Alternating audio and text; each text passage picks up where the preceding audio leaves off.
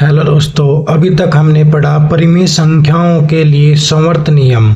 आज हम जानने वाले हैं परिमेय संख्याओं के एक और गुणधर्म जिसका नाम है क्रम विनिमयता। क्रम विनिमयता नियम हमें परिमेय संख्याओं के एक विशेष गुण के बारे में बताएगा। तो देखिए दोस्तों, सबसे पहले हम जानेंगे कि आखिर क्रम विनिमयता होता क्या है। देखिए दोस्तों, क्रम विनिमयता का मतलब होता है कि किन्हीं भी दो परिमेय संख्याओं को अगर हम क्रम परिवर्तन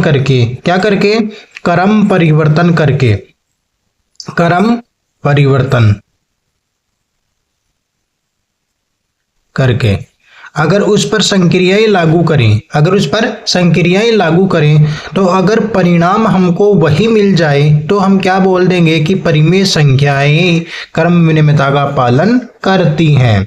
लेकिन ध्यान से सुनना, हमें परिणाम सेम प्राप्त होना चाहिए, अर्थात क्रम बदलने के पहले और क्रम बदलने के बाद हमें परिणाम सेम अर्थात एक ही परिणाम मिलना चाहिए। तो सबसे पहले तो हम देखेंगे कि योग, घटाव, गुणा और भाग के लिए हमें यह नियम किस प्रकार से हल करेंगे। तो देखिए दोस्तों, सबसे पहले हम करेंगे परिमेय संख्याओं के योग के लिए क्रम विनिमयता की जांच। इसके लिए आपको करना क्या है, देखिए सबसे पहले हम नियम लिखेंगे बारी बारी से, उसके बाद हम एग्जाम्पल के माध्यम से इसको समझने का प्रयास करेंगे। देखिए दोस्तों, योग के लिए हम क्या कहते हैं कि माना हमारे पास दो परिमेय संख्याएं a व b हैं, तो हमने क्या किया, a प्लस b अर्थात दोनों परिमेय संख्याओं को किस क्रम में जोड़ा, a प्लस b।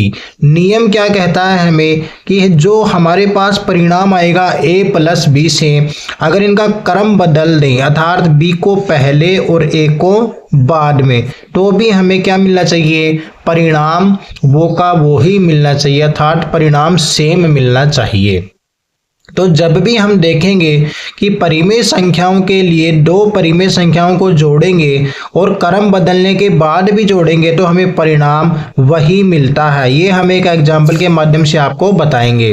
तो देखिए, a प्लस b अगर b प्लस a के बराबर आ जाए तो हम क्या बोलेंगे, परिमेय संख्याएं योग के लिए क्रम विनिमयता नियम की पालना करती हैं। दोस्तों, समझ में आया होगा आपको कि दो परिमेय संख्याओं को अगर किसी भी क्रम में जोड़ा जाए, अगर आपको परिणाम सेम मिलता है अर्थात आंसर सेम मिलता है, तो आप बोलेंगे परिमेय संख्याएं योग के लिए क्रम विनिमयता नियम की पालना करती हैं। अब देखिए दोस्तों, घटाव के लिए क्या हो जाएगा, ये हमारे पास दो परिमेय संख्याएं हैं, अगर मैं पहले घटा रहा हूं a माइनस b, क्या कर रहा हूं, a माइनस b, और अगर मुझे परिणाम मिल जाए b माइनस a, ये भी हमें बराबर वो का वही परिणाम अर्थात समान आंसर मिल जाए, तो हम क्या बोल देंगे कि परिमेय संख्याओं घटाव के लिए क्रम विनिमयता नियम की पालना करती हैं। लेकिन ऐसा नहीं होता, आपको अच्छे से पता है कि एक संख्या में दूसरी संख्या को घटाएंगे, अगर इनका क्रम परिवर्तन कर देंगे तो सेम आंसर कभी भी नहीं आता है। इसका मतलब है कि परिमेय संख्याएं घटाव के लिए क्रम विनिमयता नियम की पालना नहीं करती। तीसरा देखिए दोस्तों, गुणा के लिए, माना कि हमारे पास दो परिमेय संख्याएं a गुणा b के रूप में है, अगर हमें आंसर के रूप में अगर क्रम बदल दें इसका b गुणा a कर दें, क्या कर दें, b गुणा a, अगर आंसर हमें सेम मिलता है तो हम क्या बोल देंगे कि परिमेय संख्याएं गुणा के लिए क्रम विनिमयता नियम की पालना करती हैं। उदाहरण के द्वारा हम देखेंगे कि परिमेय संख्याएं इस गुण को बहुत अच्छी तरीके से फॉलो करती हैं, अर्थात क्रम बदलने पर भी गुणा का परिणाम सेम रहता है। अंत में आप देखेंगे भाग के लिए कि a भाग b, इसका परिणाम हमें किसके बराबर मिलना चाहिए, b भाग a के। लेकिन आप देखेंगे कि ऐसा कभी भी हमें नहीं मिलेगा। इसको हम समझेंगे एक उदाहरण के माध्यम से, अर्थात आप सबसे पहले तो ये जान लेंगे कि किस प्रकार से हमने देखा कि परिमेय संख्याएं क्रम विनिमयता का पालन करती हैं अथवा नहीं। तो ये तो आपको फॉर्मूले के रूप में याद रखने हैं। बाकी परिमेय संख्याएं योग और गुणा के लिए तो क्रम विनिमयता नियम की पालना करेंगी, लेकिन घटाव व भाग के लिए नहीं करेंगी। अब देखिए दोस्तों, इसको उदाहरण के माध्यम से हम अच्छी तरीके से समझते हैं। देखिए दोस्तों, हमारे पास जैसे ये 4 प्रकार के उदाहरण है, ठीक है। अब देखिए इसको अच्छे से समझते हैं। हमारे पास पहला दे रखा है कि 1/2 प्लस 3/4 बराबर आना चाहिए 3/4 प्लस 1/2 के। ये दोस्तों मैंने आपको अभी बताया कि a प्लस बी बराबर आना चाहिए b प्लस a के, और हमने देखा कि a plus b plus a के बराबर आता है, अर्थात परिमेय संख्याएं योग के लिए क्रम विनिमयता नियम की पालना करती हैं। अब देखिए इसको कैसे सिद्ध करते हैं। आपको अच्छे से पता है दोस्तों कि इस बाईं साइड में 2 और 4 का लघुत्तम कितना होता है, 4 होता है। कितना होता है, 4 होता है। आपको नहीं पता तो आप अच्छे से इसका लघुत्तम निकाल सकते हो। 2 और 4 को आपको ऐसे लिख लेना है। सबसे पहले आपको 2 का भाग लगाएंगे, 2 एकम 2, 2 दूना 4, ठीक है। उसके बाद फिर से 2 का लगाएंगे, 2 एकम 2, 2 एकम 2। अब इनको गुणा कर लेना है, ठीक है। यही आपका क्या होता है, लघुत्तम होता है। तो यहाँ पे लघुत्तम कितना आता है दोस्तों, 4 आता है। अब आप देखेंगे 2 का भाग लगाएंगे 4 में तो कितना बार जाता है, 2 बार जाता है, और 2 को 1 से गुणा करेंगे तो कितना आएगा, 2 आएगा, ठीक है। अब वही प्रक्रिया करनी है आपको, 4 का भाग लगाना है, 4 में कितनी बार जाएगा, 1 बार जाएगा। 1 को करेंगे आप 3 से गुणा, कितना आएगा, 1 गुणा 3, 3 आएगा। यही क्रम आपको इस तरफ करना है, दाईं साइड में। देखिए 4 और 2 का लघुत्तम कितना आएगा, 4 ही आएगा। कितना आएगा, 4 ही आएगा। 4 का भाग लगाएंगे 4 में कितनी बार जाएगा, 1 बार जाएगा। 1 को करेंगे 3 से गुणा तो 3 ही आएगा। वही करना है आपको, 2 का भाग लगाना है 4 में कितनी बार जाएगा, 2 बार जाएगा। कितनी बार जाएगा, 2 बार। 2 को 1 से गुणा करेंगे तो 2 ही आने वाला है। अब देखिए दोस्तों, 2 और 3 कितना हो गया, 5 हो गए। कितना हो गया, 5, और नीचे कितना है, 4। तो 5/4 आपका बायां भाग। यहाँ पे आप देखेंगे कि 3 और 2 कितना होता है, 5, और नीचे कितना है, 4। तो देखिए आपका दायां और बायां भाग बराबर आ गया, अर्थात a प्लस b बराबर आ गया b प्लस a के। क्या आ गया, a प्लस b बराबर आ गया आपका b प्लस a के। इसका मतलब परिमेय संख्याएं योग के लिए क्रम विनिमयता नियम की पालना करती हैं, अर्थात परिमेय संख्याओं को किसी भी क्रम में जोड़ा जाए आंसर आपका हमेशा वही आता है। इसलिए परिमेय संख्याएं योग के लिए क्रम विनिमयता नियम की पालना करती हैं। अब देखिए घटाव के लिए, देखिए दोस्तों हमारे पास दे रखा है 3/4 माइनस 1/2 बराबर 1/2 माइनस का 3/4। आप देखोगे 4 और 2 का लघुत्तम कितना आता है आपके पास, अभी आपने देखा 4 आता है। 4 में 4 का भाग लगाएंगे 1 बार जाएगा, 1 को करेंगे 3 से गुणा तो 3 ही मिलेगा। उसके बाद माइनस है तो माइनस लगा दें। 2 का भाग लगाएंगे 4 में 2 बार जाएगा, 2 को 1 से गुणा करेंगे 2 मिलेगा, ठीक है ना।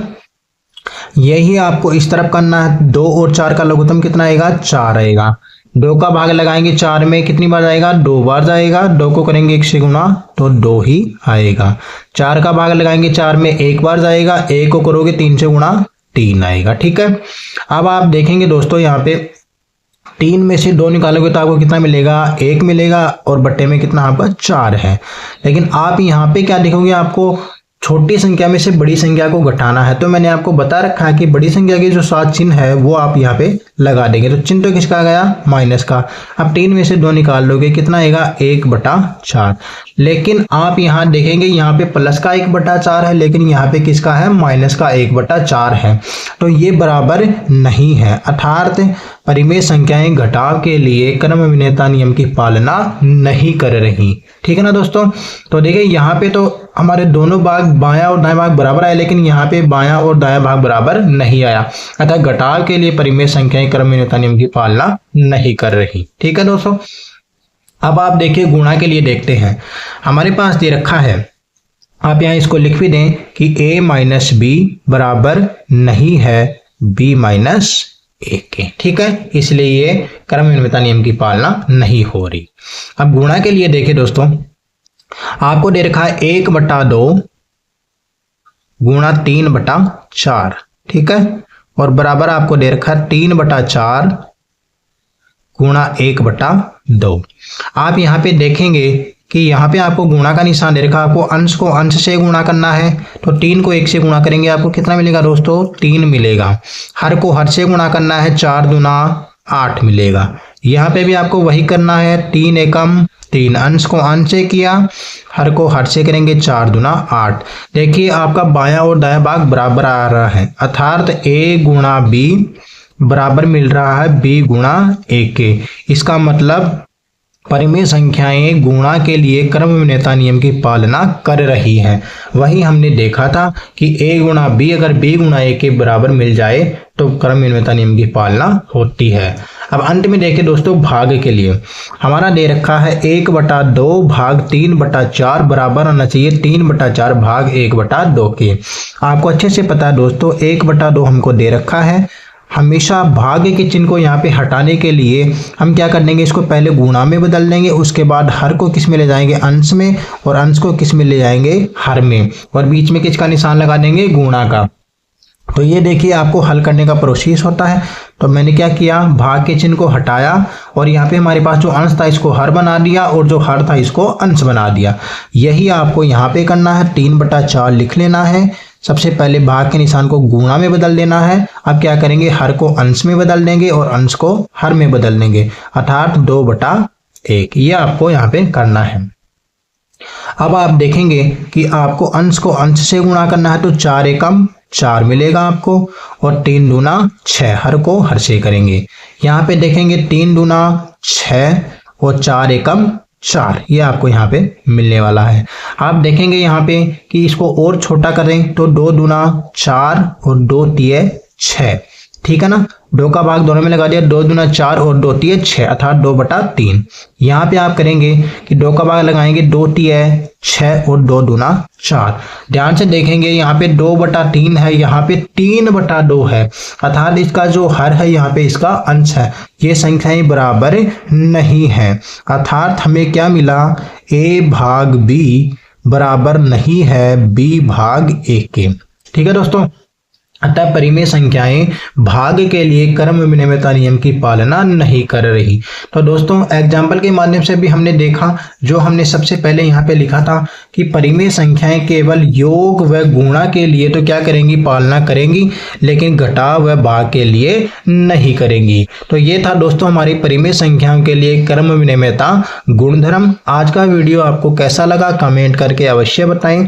अगर आपको हमारा वीडियो अच्छा लगा हो, आपको मैथ पढ़ने का तरीका अच्छा लगा हो, तो वीडियो को एक लाइक और एक कमेंट अवश्य करें। चैनल को सब्सक्राइब कर लें ताकि हमारे अन्य वीडियो भी आप तक ऐसे ही पहुंचते रहें। धन्यवाद।